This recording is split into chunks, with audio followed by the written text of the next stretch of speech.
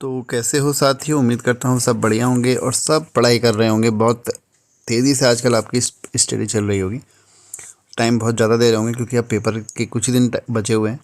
26 तारीख को आप लोगों का एग्ज़ाम है और आई थिंक आज से ही एडमिट कार्ड आज ही कल से एडमिट कार्ड डाउनलोड होना स्टार्ट हो चुके हैं। तो आज ये हमारा हिस्ट्री का 19वां वीडियो है और इससे पहले हम 18 वीडियो देख चुके हैं। इससे पहले वाले वीडियो में हमने देखा था संगम काल और हम सैंधव सभ्यता, ऋग्वैदिक काल, उत्तर वैदिक काल, मौर्य काल, मौर्योत्तर काल सब कुछ देख चुके हैं। आज 19वें वीडियो में हम बात करेंगे गुप्त काल की और आपको ये सारे के सारे वीडियो हिस्ट्री प्लेलिस्ट दिख जाएगी। प्लेलिस्ट में हिस्ट्री में जाइएगा, आपको सारे वीडियो मिल जाएंगे। और अगर आप हिंदी पढ़ना चाहते हैं तो हिंदी के 40 से ऊपर वीडियो अपलोड हो चुके हैं, आप उनको हिंदी ग्रामर प्लेलिस्ट में जाके देख लीजिए। और पॉलिटी के भी वीडियो अपलोड हैं, उत्तराखंड के भी वीडियो अपलोड हैं, परीक्षा वाणी के। तो आप जाके ज़रूर एक बार चेक करिए उनको और वीडियो को लाइक कर दीजिएगा और चैनल को सब्सक्राइब कर दीजिएगा, जो कि हमारे नए साथी हैं उनके लिए। तो स्टार्ट करते हैं आज का हम पहला क्वेश्चन तो हमारा ऐसे यही बन जाता है कि भाई गुप्त काल का जो टाइम पीरियड है वो क्या था? 319 से 540 ईसा पूर्व। तो स्टार्ट पहला जो हमारा दूसरा क्वेश्चन बनता है हमारे यहाँ से, वो है गुप्त वंश के संस्थापक कौन था? तो ये गुप्त वंश का संस्थापक था, वो था श्री गुप्त।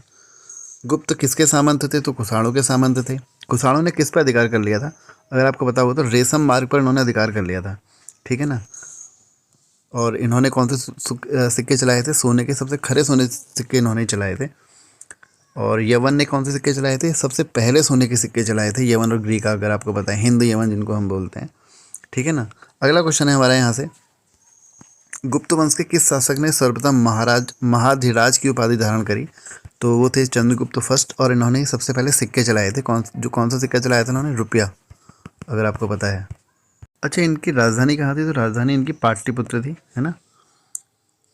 और एरण अभिलेख से भी इसके आपके बारे में जानकारी मिलती है। और यहाँ पर एक यात्री आया था फाहियान, है ना, फाहियान और ह्वेनसांग।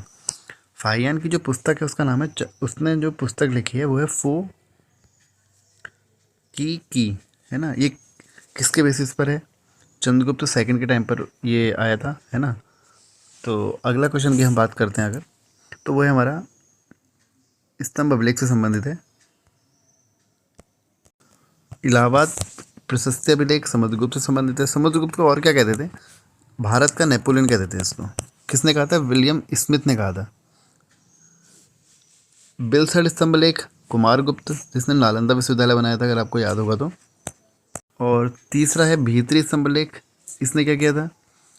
स्कंदगुप्त से संबंधित है। स्कंदगुप्त ने क्या किया था? सुदर्शन झील का पुनरुद्धार किया था और भीतरी स्तंभ लेख से संबंधित है ही।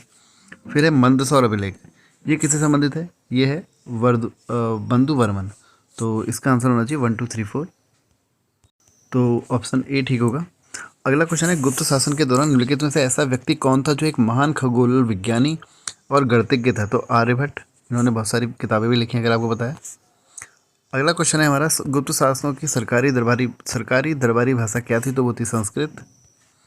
इतिहासकार वी ए स्मिथ ने किसकी वजह से प्रभावित होकर उसे भारत का नेपोलियन कहा था? तो मैंने आपको बताया, किसका नाम है? समुद्रगुप्त।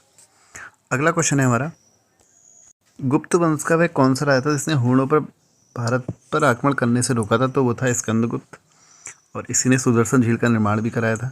सॉरी, निर्माण नहीं, पुनरुद्धार किया था। निर्माण तो चंद्रगुप्त मौर्य करा चुका था पहले। गुप्त राजवंश किसके लिए प्रसिद्ध था? तो कला एवं साहित्य के लिए प्रसिद्ध है। अजंता कलाकृतियाँ किससे संबंधित हैं? तो गुप्त काल से संबंधित हैं। ऐसे याद रखेंगे, गुप्त जिसको कोई नहीं जानता, अजंता जानता, गुप्त जिसको कोई नहीं जानता। इसके साथ अगर क्वेश्चन आ जाए बाघ गुफा किससे संबंधित है? तो वो भी गुप्त काल से ही संबंधित हैं, ठीक है। अजंता गुफा जो है वो अगर स्पेशली पूछी जाए कि तो कौन से धर्म से संबंधित हैं, तो वो आपके बौद्ध, जो बौद्ध, उसमें क्या है आपकी बौद्ध गुफा है ना उसमें, तो इसलिए महायान शाखा से संबंधित है वो, महायान शाखा से, ठीक है। और उसमें हिंदू के भी हैं। और इसमें कितनी गुफाएं हैं? 29 गुफाएं हैं इसमें। तो अजंता में 29 गुफाएं हिंदू और महायान शाखा बौद्ध धर्म के संबंधित हैं और गुप्त काल से संबंधित है। और एक चीज़, एलोरा, आपने एलोरा भी सुना होगा, तो वो अभी आगे आएगा और उसमें आपकी 34 गुफाएं हैं, ठीक है ना। आगे बढ़ते हैं अगले क्वेश्चन की तरफ। कुछ विद्वानों के अनुसार कवि कालिदास किसके राजकवि थे? तो चंद्रगुप्त द्वितीय विक्रमादित्य के कवि थे। चंद्रगुप्त तो सेकंड है विक्रमादित्य, इनको विक्रमादित्य तो कहते ही थे, इनको साथ साथ देवगुप्त भी कहते थे, है ना, याद रखना, इनको देवगुप्त भी कहते थे। और इनके दरबार में कौन आया था? फाहियान आया था। मेहरौली का लोह स्तंभ इनसे संबंधित है, ठीक है। और इनको क्या आता है? शक विजेता के रूप में जाना जाता है, शक विजेता, ठीक है। और इन्होंने चांदी के सिक्के भी चलाए थे। कौन? चंद्रगुप्त सेकंड विक्रमादित्य। समुद्रगुप्त के बारे में मैं आपको बता चुका हूँ। समुद्रगुप्त को क्या कहते हैं? एक तो उनको भारत का नेपोलियन कहते हैं, दूसरा क्या कहते हैं, इनके समय में एक कवि थे जिनका नाम था हरिसेन। किनके समय की बात हो रही है? समुद्रगुप्त के समय की बात हो रही है। हरिसेन। एक क्वेश्चन आता है यहाँ से कि चंपू चंपू जो शैली है वो किसकी है? तो वो हरिसेन की है। अब चंपू शैली क्या होती थी? इसमें गद्य प्लस पद्य, ये दोनों का मिश्रण करते थे, ठीक है। और हरिसेन का नाम सुनते ही आपके दिमाग में आया होगा प्रयाग प्रशस्ति, जो कि कहाँ है? इलाहाबाद, प्रयाग में, है ना। तो ठीक है, तो चलो बढ़ते हैं आगे, ऐसे बात करते रहेंगे बीच बीच में फैक्ट की। अजंता चित्रकारी का विषय वस्तु निम्नलिखित में से किससे संबंधित है? तो बौद्ध धर्म से संबंधित, आपको बता चुका हूँ। अजंता बौद्ध धर्म से संबंधित है, लेकिन अगर काल की बात आएगी तो वो गुप्त काल होगा। गुफाएं हैं इसमें कितनी? 29 गुफाएं हैं इसमें, 34 हैं एलोरा में। उत्तर गुप्त युग में जो विश्वविद्यालय प्रसिद्ध हुआ वह था कौन सा? नालंदा। नालंदा विश्वविद्यालय का निर्माण किसने कराया? कुमार गुप्त ने कराया। एरन अभिलेख का संबंध किससे है? तो भानुगुप्त से है एरन अभिलेख। अच्छा, ये एरन है कहाँ? कौन से राज्य में पड़ता है एरन? मध्य प्रदेश में पड़ता है एरन। कहाँ पड़ता है ये एरन? एरन एक स्थान का नाम है, एमपी में पड़ता है, मध्य प्रदेश में। और इसमें इस जो आपकी सती प्रथा है ना, उसके साक्ष्य भी सबसे पहले इसी में मिले थे, एरन अभिलेख में।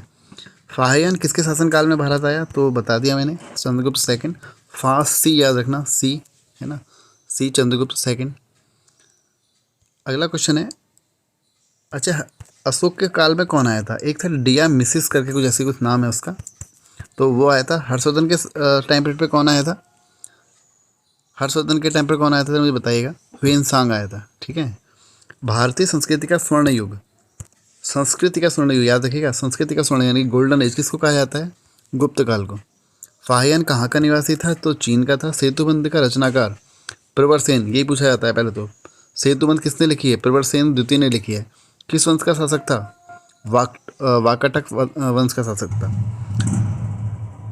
किस गुप्तकालीन शासक को कविराज कहा जाता है? तो समुद्रगुप्त को कविराज भी कहा जाता है, ठीक है। और भारत का नेपोलियन भी कहा जाता है, ठीक है। इसने क्या किया था? आर्यव्रत के 9 राजाएं और दक्षिण भारत के 12 राजाओं को पराजित किया था। जो आर्यव्रत उसमें कहते थे, यूपी के एरिया को पूरा आर्यव्रत कहा जाता था। इसको एक नाम इसका और है, कविराज तो है ही, वीणा राज भी है।